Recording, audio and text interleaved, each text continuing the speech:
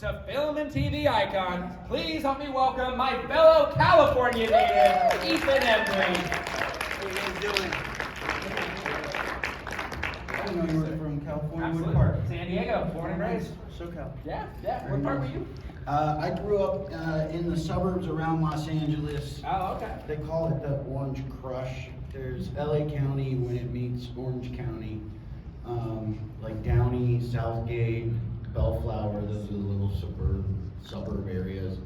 So LA boy through and through. Yeah, LA County. And then I moved up to the San Fernando Valley when I was like 14 years old. And I recently evacuated Los Angeles about 7 years ago. And I live in Atlanta now. I guess you can't say you evacuated Los Angeles after half the city evacuated. That's honestly where my brain was going connected. first. I was like, oh my gosh, No, it wasn't let's dive into connected. this. But no, that was 7 years before. I call it it's a hard city to live in. It's really hard.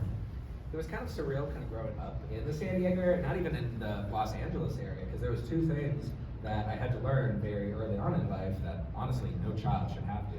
It's that if you see a slow moving car, you duck, and if you hear a rattle, you stop moving. What's the rattle? That's a rattlesnake. Oh, yeah. You got a lot of rattlesnakes. We lived on a hill that was like basically a desert at the bottom of it, and I mean, thank God I didn't have to ever worry about the slow moving car. But Now, slow-moving car, is that drive-by or Drive-by, kidnapping? drive-by. See, I'm older than you.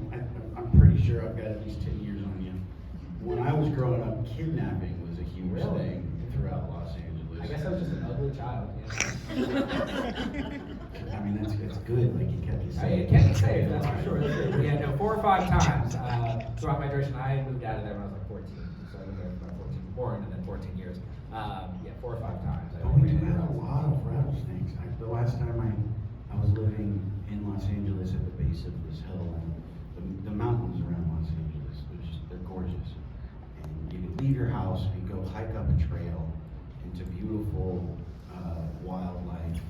And I had my headphones on and I was running with my dog, and because you can take her off the leash and she just keep going. And I will never run on a trail with headphones again because I didn't hear the rattle, and I had to hop over it. My foot was about to step on, a substantial rattlesnake. They're all over the place. Be careful if you're ever in California. That's right. So not only were you growing up in LA County, you also began acting as early as 12 years old. Even earlier, because I started, I was homeschooled. I grew up in Los Angeles, lower middle class upbringing. My dad was he's a dental technician. He still is. He made dentures.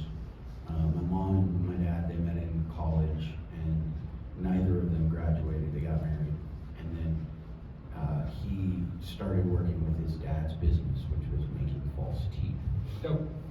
And so the earliest home that I remember living in was the back of his lab. We lived on, we were, at that point, it's called Gage is the name, Southgate. It's a rough neighborhood in Los Angeles, and it was an auto body shop that my dad had his lab in, and then we lived in the front half of it. So I was homeschooled, so I was home all day, and back then homeschooling wasn't legal or as standard as it is now, so Nearly as regulated. no, zero regulation. We couldn't go outside before 3 o'clock because of truant officers. And so I would help my dad's clients pick the right color for their teeth that they were putting in their dentures. I'd come out with a little tray of the teeth and on different color swatches, and without fail, they're gonna want whiter teeth than they should have. They're like, no, I want some really nice white ones. And they've lived a hard life, So like pearly whites are not gonna look good on their I want face. you to see these across the beach. Right, and they're not replacing all of them. So you don't. So my job was convincing them, no, you don't want that one. You need E75.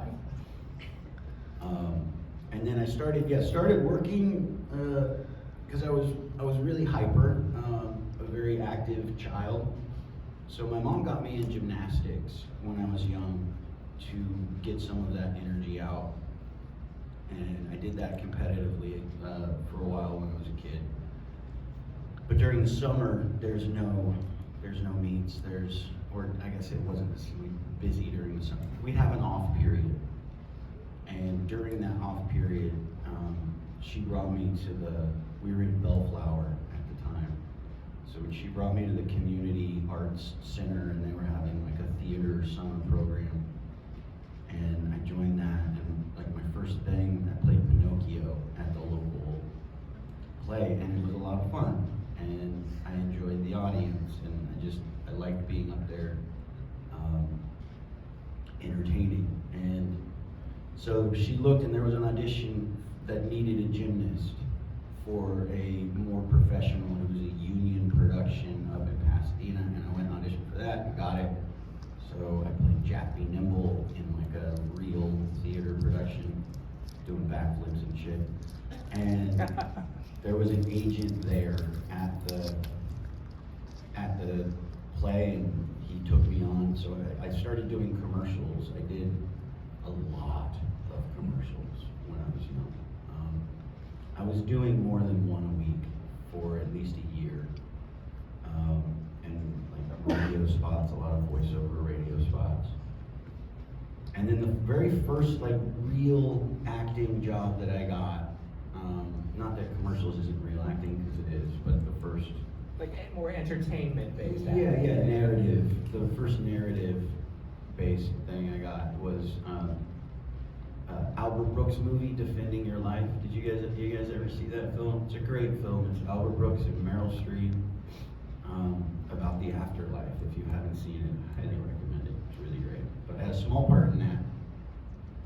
And from that, I got a good report from Albert when I auditioned for Dutch, which is Thanksgiving. It was written by John Hughes. It was one of the last original non-Home Alone stories that he wrote. And so Dutch was my first like major role. And then how old were you at this time? I was 10, I think I was 10. I may have been 11 at that point. So at this point, Because I was 89, so 11. I was 11. So at this point, like getting, for lack of a better term, like famous at such a young age. No, luckily for me, all of my stuff, pretty much everything except for Sweet Home Alabama, the vast majority of my work weren't big hits when they came out.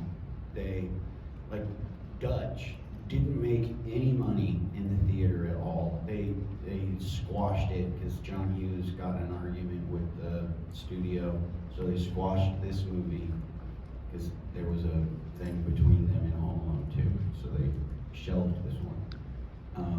They opened us up against Terminator 2. It's a Thanksgiving movie. You're about to set yourself up to fail. Yeah, it came out in July or something like that, so they squashed it. And like Empire Records, they squashed it. It was only out in 4 theaters. I think it made $300,000 box office. Even That Thing You Do, that's the Tom Hanks band movie. That came out number 8. Like it did not do good in the theaters. The only one that really was number 1 was Sweet Home Alabama.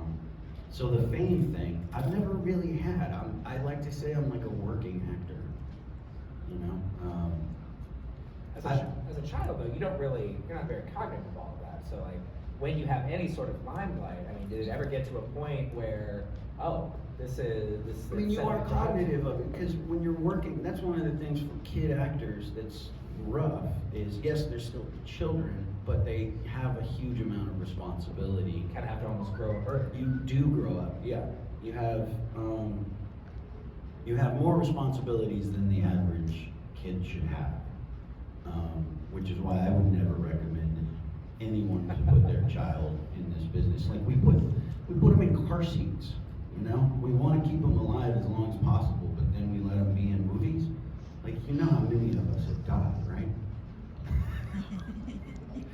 A lot. Like the death But rate. we hear it all the time, right? All the time. So yeah, don't let your kids do this. Don't let them do it. Yes, sir.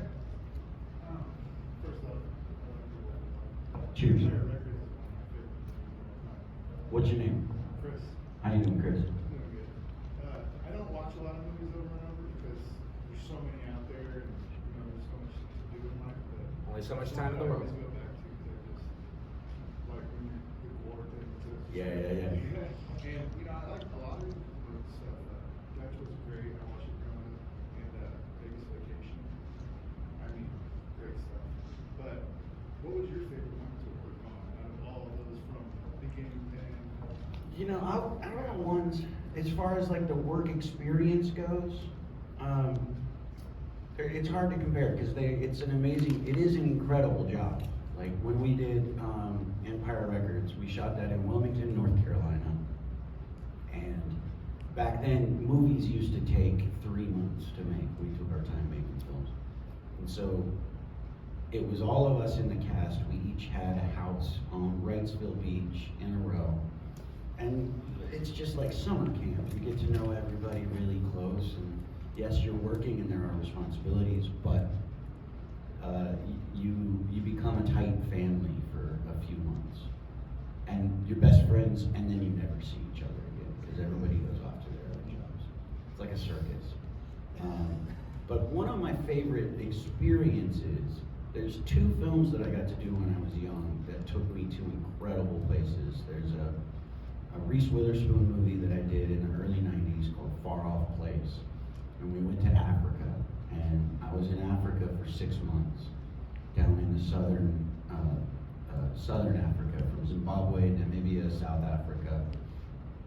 Unbelievable experience. Living in a tent in the middle of the desert, we had to fly planes. They had to build a landing strip that they now use for other films in one of the most remote places in the world. Like that's where they shot a lot of the newer Dune and Star Wars, the desert stuff. We built that airstrip for this movie, middle of nowhere, living in a tent for 2 months under the stars. Unbelievable experience. And then there was another film called White Squall, which was another kind of obscure Ridley Scott movie. Took place on a boat. And we went to 13 different countries. We went back to Africa for that. And you're hanging out on a boat in the Caribbean, with fucking Jeff Bridges. Unbelievable. Doesn't get any more surreal than that. Unbelievable. Just literally, because the days we weren't in the scenes, the director, Ridley Scott, wanted us to come out on the boat because it was a 2-hour speedboat ride to get out to the boat every day. So we'd wake up in the morning, the sun's coming up, there's 2 or 3 speedboats, we'd all get on, hightail it for 2.5 hours to a boat in the middle of the ocean.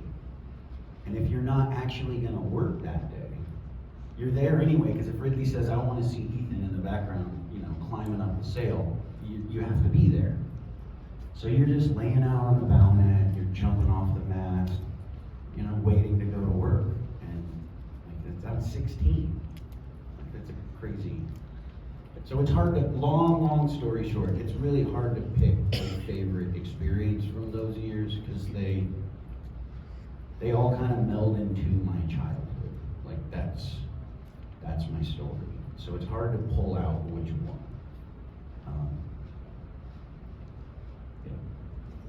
Fantastic question. So we touched on it a little bit with becoming famous at such a young age. With that, there were some obstacles that you had to face that normally actors that become famous later on in their life probably wouldn't have to face. And obviously, traumas affect all of us differently throughout our life. And you were actually very forthcoming. It was something that when doing research, I actually really appreciated reading about. In early to mid 2010s, you were very vocal about your struggle with recovery, with personal demons, namely an addiction to opiates. So I was wondering if we could walk through that painful point in your life, and if you could tell us a little bit about how you eventually overcame it. I'm a recovered addict. 13 or 14 years now. I stopped counting the days. Congratulations. That's amazing. Personally, I think it's not anything. It's something that we should do. Like I don't think it's I don't think it's anything that I should, people shouldn't receive a congratulatory for something that they need to do, and that it's because it's not, for some reason I got lucky. I don't know why I'm the one that hit the bottom and got sober. It's not something that I did, it's something that was given to me. So if you are dealing with someone that's currently in addiction, I really do think it's a disease that we have little control over. Some of us get lucky and some of us don't. And there's nothing I think that any of us could do to change that. So I've been lucky enough to have sobriety for as long as I've had it. But my story is the same as so many others. I got hurt and I got introduced to opiates. And for a person that is going to be addicted to those, when we take them, it's just different. Some people, you take them and you don't like them. Like you get prescribed it and it's like, it makes you nauseous or it makes me itchy, you know, like I don't even want to take it. I'd rather take an Advil. Opiate addicts, it triggers us different. And when we take that drug, it's The bee's knees. It's, yeah. So, I don't know why in 2011, I came to the conclusion that I could not do it anymore. I had tried before and failed. That's another thing if you have anybody that's dealing with addiction, with any type of addiction. It doesn't always stick the first time. And I had tried many times before. But for some reason, something happened that night, and it's stuck ever since. And I do think that it's a disease. So it's like when people have a relapse and they get judged for that. Other diseases, if you have cancer and you're in remission, but then you go to the doctor and he says the cancer came back, nobody blames that on the patient. It's a disease. And I really do think that there's something that separates those of us that are susceptible to addictions from other people.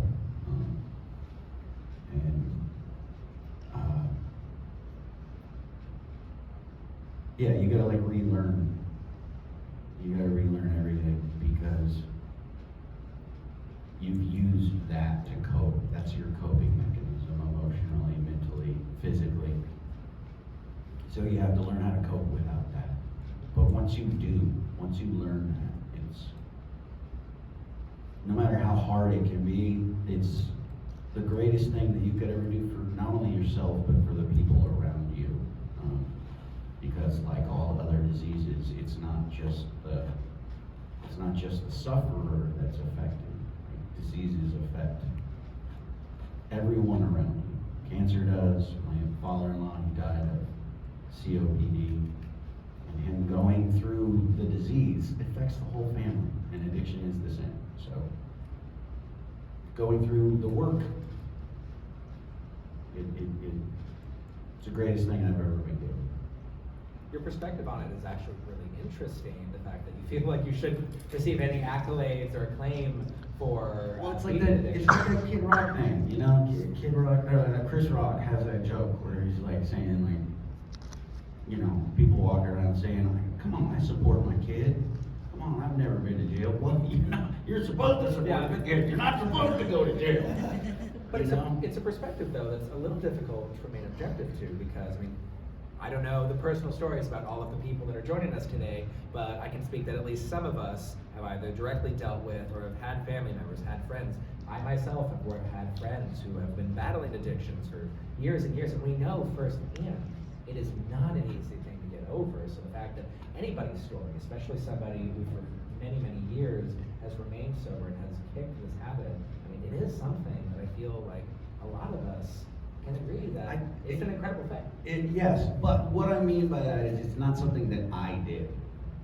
It is an incredible thing, and thank God, and it's a gift, and I greatly appreciate and value it. But I don't think I deserve the credit for it, because A, I didn't do it alone. don't think it's something that anybody could do alone. Whether that's through a program with AA group stuff, or whether it's just your family supporting you and helping you through, friends, doctors, medical people. It's nothing anyone can do alone. It's something you need help for. So it's not something I take the credit for. That's what I mean. Something that was given to me. Sometimes I question if I deserve it or not. So I don't take the credit for it. That's what I mean. Well, we're running a little bit down on time, but I would like to end it off a little bit more positive. Yeah. I mean, a little bit of a positive note. So we talked a little bit about pride and like taking certain pride in others and others. I would like to ask, in your discography of work, you've been working in the space again since you were a child. What were some of the works that you've worked on that at the end of the day you proudly stand by? Like, I did that. I really like, so my job is to get emotional and physical reactions from an audience. Like, that's what we're trying to do. Whether it's laughter, which is an incredible, to see a room full of people laugh at your work. It's like a physical reaction, it's an emotional, it's the greatest thing to feel. I did that. Yes, it's you can't describe what a great feeling that is. Crying, yes, it's great to see an audience come, but it's such such personal. Like, I can't really feel it with you guys when I'm breaking your heart. Fear, if I can scare you and you like see you curl up, it's such a thrill. Like, I did that. I scared the living fuck out of it. Such a primal reaction. Yes, I love it. So I really like horror and horror comedies lately. There's a movie that I did, it's called Cheap Thrills. David Koechner, do you know that actor? I'm sure you'd recognize his face. He's very famous for Anchorman and The Office. And this other actor, Pat Healy, and this actress, Sarah Paxton. It's a little obscure, independent, very dark comedy that we did 2015, maybe 2014. So Cheap Thrills, love that movie, and then this other film called Devil's Candy, which is like it's like metalhead Hesher, you know. I look like I have long hair, I'm like skin and bones. I didn't recognize you. Yeah, that was the point. Yeah. But those, I love those films. Those are the films that I barely ever watch my stuff. Those are the things that I love watching with people. Like, seeing a room full of people watch those movies is the greatest feeling ever. I love it. Well, ladies and gentlemen, this has been Mr. Ethan Embry. Thank you for coming out. Thanks for having me in the lovely city. It's been really fantastic meeting you. It's been really great meeting all you guys. You know, it's like, you guys are why we do this, and to be able to get to meet you, get the feedback, see which movies are affecting you, that you're